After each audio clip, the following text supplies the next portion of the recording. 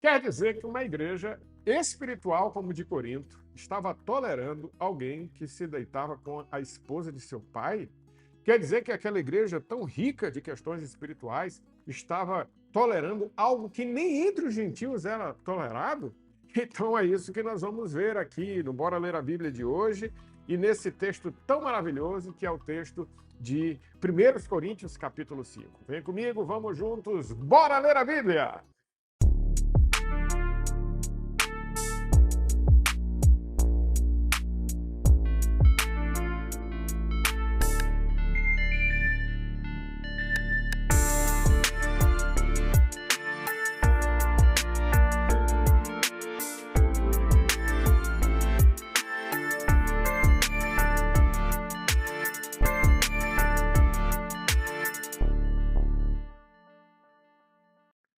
Pegue seu texto das Escrituras, a Bíblia vai nos dizer como nós devemos praticar. Lá em Corinto, não era para acontecer isso, hoje também não é para acontecer, e a gente tem que chamar a atenção a esse assunto tão pertinente, aonde o apóstolo Paulo vai usar 2, 3 capítulos de 1 Coríntios para falar sobre as relações entre homem e mulher e relações sexuais também.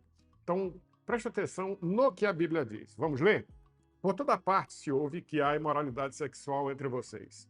Imoralidade que não ocorre nem mesmo entre os pagãos, a ponto de um de vocês ter relações sexuais com a mulher do próprio pai. E vocês estão orgulhosos. Não deviam. Porém, está cheio de tristeza e expulsar da comunhão aquele que fez isso? Apesar de eu não estar presente fisicamente, estou com vocês em espírito. E já condenei aquele que fez isso, como se estivesse presente. Então, em nome do Senhor Jesus Cristo e com o poder dele, quando vocês se reunirem e eu estiver com vocês em espírito, entreguem esse homem a Satanás para que o corpo seja destruído, a fim de que o espírito dele seja salvo no dia do Senhor. O orgulho de vocês não é bom. Vocês não sabem que um pouco de fermento faz fermentar toda a massa? Livrem-se do fermento velho, para que vocês sejam massa nova e sem fermento, como realmente são. Pois Cristo, o nosso Cordeiro Pascal, foi sacrificado. Por isso, celebramos a festa nem com o fermento velho, nem com o fermento da maldade e da perversidade, mas com os pães sem fermento, os pães da sinceridade e da verdade. Já escrevi a vocês em carta para não se associarem a pessoas sexualmente imorais. Não me refiro com isso aos imorais deste mundo, nem aos avarentos, nem aos ladrões, nem aos idólatras. Se assim fosse, vocês teriam que sair deste mundo. Mas agora, escrevo a vocês que não devem se associar a ninguém que, afirmando ser irmão, seja imoral, avarento, idólatra, caluniador, alcoólatra ou ladrão. Com tal pessoa, vocês nem sequer devem comer. Acaso eu deveria julgar os de fora? Vocês não devem julgar os de dentro? Deus julgará os de fora. Expulsem esse perverso do meio de vocês. Mais um capítulo que nós lemos, capítulo da Palavra de Deus, e que com certeza vai falar muito aos nossos corações. O texto narra um problema seríssimo no seio da igreja de Corinto. Primeiro, a gente tem que recapitular os 4 primeiros capítulos, né? No primeiro capítulo até o quarto, o apóstolo Paulo ele está orientando aquela igreja num aspecto de que ela não deve ter partido.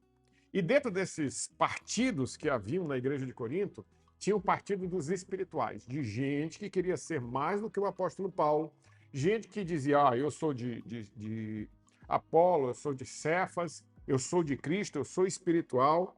E esta igreja, cheia de partidos, cheia de divisão, que se achava espiritual, tinha um problema dentro. Alguém que estava deitando com a esposa do seu pai. O texto não diz que é mãe, tá? Deve ser a madrasta.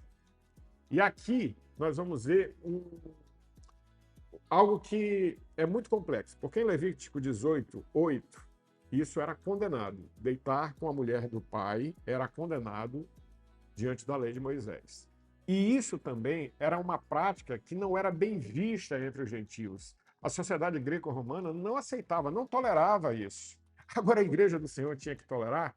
E aí o apóstolo Paulo chega falando isso de forma enfática no versículo 1. No versículo 2, ele já mostra a sua preocupação com a igreja em si de tolerar essas coisas. Versículo 2: e vocês estão orgulhosos. Não deviam, porém, estar cheios de tristeza e expulsar da comunhão aquele que fez isso? E o apóstolo Paulo fala e orienta a igreja que aquele que está deitando com a esposa do pai, né, com a sua madrasta, deve ser expulso da comunhão da igreja. Ele não deve conviver com a igreja, ele deve ser disciplinado para que o seu espírito seja salvo. O detalhe de 2 Coríntios 2, de 5 a 11, vai narrar que esse homem se arrependeu, mudou de atitude, voltou a conviver com a igreja, porque na igreja é assim, gente, quem está errado tem que se arrumar. Jesus transforma, Jesus muda a vida das pessoas. As pessoas vão chegar na igreja com problemas, as pessoas vão chegar na igreja com pecados, as pessoas vão chegar na igreja com dificuldades, mas quando elas aceitam Jesus, quando elas vêm para o evangelho, quando elas agora estão vivendo esse fermento novo que o apóstolo Paulo coloca aqui, essas pessoas têm que se arrepender, têm que ser transformadas, têm que ser mudadas, têm que mudar a realidade pecaminosa, e a igreja não pode conviver com isso de forma de aceitar. E aí hoje a gente está vivendo um momento muito delicado no meio evangélico no Brasil, porque as igrejas estão escancarando as portas para o pecado. A Bíblia está dizendo que é pecado, a Bíblia está dizendo que é errado, e igrejas estão se formando dentro dessas doutrinas equivocadas, erradas, e não adianta dizer que a igreja tem que ser atualizada. O que é pecado, que a Bíblia tem que ser atualizada. O que é pecado na Bíblia é pecado. A gente não vai fazer uma mudança por causa da filosofia desse mundo. O apóstolo Paulo alerta isso em Romanos 12. E não vos conformeis com este mundo, mas transformai-vos pela renovação da vossa mente. Olhando para a Bíblia. Para experimentarmos a vontade de Deus, nós temos que olhar para a Bíblia. Não para as nossas vontades. Nossas vontades são crucificadas lá na cruz. E é por isso que muita gente não gosta da Bíblia, por isso que muita gente se afasta da igreja, porque quer viver o seu pecado. E a igreja precisa alertar as pessoas que esse tipo de vida, esse estilo de vida é pecaminoso. E tantos quantos a gente olhar para a Bíblia e a Bíblia dizer que é pecado, o é. Porque é a palavra de Deus e é a verdade. O que nós temos que fazer? Mudarmos de atitude, como mudou aqui o homem que deitava com a sua madrasta. Precisamos disso e resgatar isso hoje em dia. A igreja de Corinto se achava muito espiritual, mas ela tinha essa tolerância, né? Ela tolerava isso, ao ponto que o apóstolo Paulo vai falar no versículo 6, a vossa jactância não é boa. Quer dizer, o vosso orgulho não é bom. Vocês não sabem que um pouco de fermento faz fermentar toda a massa? Vocês estão com o fermento velho, se livrem desse pecado. Vivam a massa nova que vocês têm em Cristo. Cristo, nosso Cordeiro Pascal, foi sacrificado e nós devemos celebrar a festa deste sacrifício não com fermento velho, não com vida antiga, não com maldade, não com perversidade, mas com os pães sem fermento, sem pecado, de vida pura, de sinceridade, de verdade. Meus irmãos, esse capítulo ele é um capítulo curto em Corinto, mas ele tem verdades muito fortes para hoje, muito interessantes para hoje. Deus é santo. E lá em 1 de Pedro ele vai dizer, ele quer que a sua igreja seja santa. Sede santos porque eu sou santo. Vidas que estão embevecidas, mergulhadas no pecado, contradizem o sacrifício de Jesus na cruz. Jesus morreu para nos livrar do pecado, não para a gente viver no pecado. O apóstolo Paulo ele vai também comentar uma perspectiva que a igreja, né, a igreja que não exerce a autoridade e a disciplina acaba abrindo ou alargando as portas do reino de Deus. E o Senhor Jesus diz que o caminho é duro e a porta é estreita. E a gente precisa lembrar disso, né? Há uma questão aqui muito interessante no capítulo 6, no capítulo 5, que denota a preocupação do apóstolo Paulo, né, em celebrarmos a festa de Jesus, uma festa de santidade em busca de uma vida sem pecado. Por isso celebramos a festa, não com fermento velho, nem com fermento da maldade e da perversidade, mas com os pães sem fermento, os pães da sinceridade e da verdade. E aí, a primeira carta de Paulo escrita, que não foi registrada, né? Nós temos essa aqui como 1 Coríntios, mas ele diz que, no versículo 9, já escrevi a vocês uma carta para não se associar a pessoas sexualmente imorais. O que os religiosos, os espirituais da igreja de Corinto interpretaram, quer dizer, a gente não vai viver com ninguém? Não, o apóstolo Paulo, e ele vai falar isso, ele vai ensinar isso em 1 Coríntios, que todas as coisas nos são lícitas, mas algumas coisas não convêm. Ele diz assim: eu não me refiro com isso aos imorais deste mundo, nem aos avarentos, nem aos ladrões, nem aos idólatras. Eu estou dizendo para vocês não se associarem, não se conformarem, não deixarem que gente dentro da igreja viva com avareza, viva como ladrão, viva com idolatria e sejam pessoas sexualmente imorais. É isso que eu estou dizendo, é isso que eu estou ensinando. Eu escrevo a vocês desta feita, desta vez, para vocês não se associarem a ninguém que, afirmando ser irmão, afirmando ser da igreja, seja imoral, avarento, idólatra, caluniador, alcoólatra ou ladrão. Com tal pessoa, vocês nem sequer devem comer. Eles dizem ser da igreja, mas não são da igreja. E essa é a luta que nós temos. Precisamos entender que quem vive no pecado ainda não se arrependeu e ainda não é de Jesus. Pessoas que dizem ser de Jesus, mas têm uma vida pecaminosa constante e não mudam, não querem mudar, pelo contrário, querem até adequar a realidade do evangelho ao seu pecado. Igrejas se formam em cima disso, né? O que a Bíblia diz que é pecado.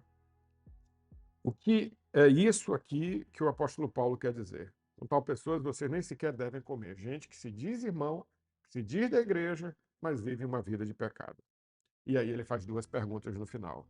Acaso eu deveria julgar os de fora? Não, Deus é quem vai julgar os de fora. Deus julgará os de fora. Vocês não devem julgar os de dentro? Sim, nós devemos. Chama disciplina eclesiástica, baseada em Mateus 18. A gente vai lá, conversa, você está errado, leva um grupo da igreja, leva os líderes da igreja, e se essas pessoas não se arrependerem, considera, como o apóstolo Paulo orientou aqui, como alguém de fora, como um gentio publicano, até que ele se arrependa, como se arrependeu aqui esse dito homem do capítulo 5 de 1 Coríntios. Deus julgará os de fora. Expulsem esse perverso no meio de vocês. É isso que o capítulo 5 diz, baseado em vários textos, né, daquilo que... porque Paulo chama essa prática de perversidade, né? Deuteronômio 13, Levítico 18 e tantos outros textos também chama de perversidade quem deita com a esposa do pai. Esse texto é denso, esse texto é forte, porque mostra agora o apóstolo Paulo entrando em assuntos e esmiuçando assuntos dentro dessa igreja de Corinto, que não é apenas de eu gostar de Apolo, de eu gostar de Pedro, de eu gostar de Paulo. São problemas pecaminosos que existiam dentro daquela igreja e que faziam ser uma igreja problemática. E muitos deles, e por isso o apóstolo Paulo diz assim, não é muito bom ou não é legal esse orgulho de vocês, porque vocês estão com pecado dentro da igreja e vocês se acham espirituais demais. E é isso que nós vamos ver na continuidade de 1 Coríntios, com certeza. Aí no capítulo 6, Paulo vai censurar a confusão entre os irmãos, a briga entre os irmãos, no aspecto de que a gente precisa viver em comunhão e tantas outras coisas que nós vamos ver aqui, a ordem de culto, a ressurreição, que nós vamos ver aqui em 1 Coríntios. 1 Coríntios, ou a igreja de Corinto, uma igreja como a minha e como a sua, cheia de problemas, mas que Jesus vem com o fermento da sinceridade, o pão da sinceridade, os pães sem fermento, o pão da sinceridade e da verdade, nos livrar das nossas próprias vidas pecaminosas e nos dar uma nova vida em Cristo, uma realidade diferente, mudada, sem nos conformarmos com este mundo. É isso que a Bíblia nos ensina e esse é o Bora Ler a Bíblia de hoje. Agradeço você ter assistido esse vídeo, que Deus abençoe. Próximo vídeo, 1 Coríntios, capítulo 6. Tchau, tchau. Esquece de dar o like, tá? Tchau, tchau.